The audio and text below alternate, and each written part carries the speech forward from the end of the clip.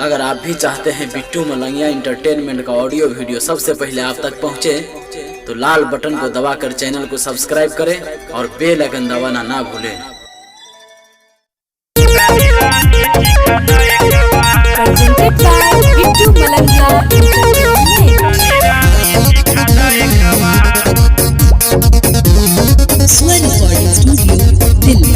चढ़ल छो जवानी लागे छे तू बेमिसाल गे, गदरल जवानी छिको देखे में कमाल गे। चढ़ल छो जवानी लागे छे तू बेमिसाल गे, गदरल जवानी छिको देखे में कमाल गे।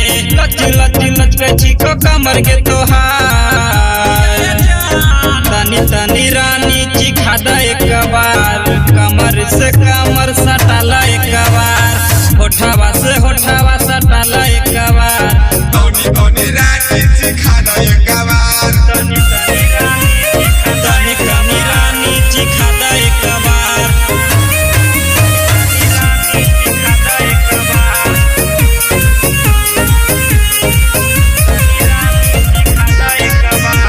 Presented by Bittu Malangiya entertainment. बदल बदल के सूट बनेलू लाल गुलाबी के, देखते तोरा नशा चढ़ले सब भेले शराबी के।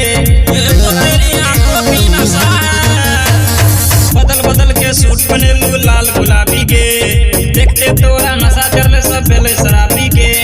लागे छी तो होठ पे लाली मार दे तो सब छोरा के जान, चूसला चूसला तनी तनी रानी चिखा दा एक बार, कमर से कमर सटाला एक बार, ओठावा से ओठावा सटाला एक बार, चिखा दा एक बार,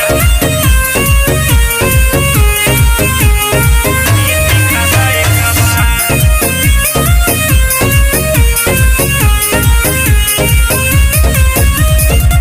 चिखा दा एक बार। जब पानी लेवे चालू त लागे छी प्रेम के रानी, जान मार देली तू छौरा के सुन गे मर जानी। जब पानी लेवे चालू त लागे छी प्रेम के रानी, जान मार देली तू छौरा के सुन गे मर जानी। मीठा मीठा बोल के बनावे छहिया, तनी तनी रानी चिखा दा एक बार, कमर से कमर सटाला एक बार, छतिया से ओढ़नी सरकावा एक बार, छतिया से ओढ़नी सरकावा एक बार, बिहार में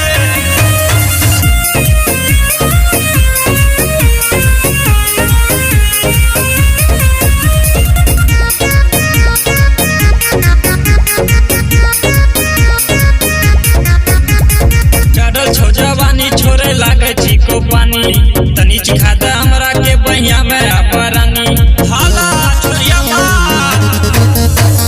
चढ़ल छो जवानी छोड़े लागे छी को पानी, तनी चिखा दा हमरा के बहिया में अपरानी।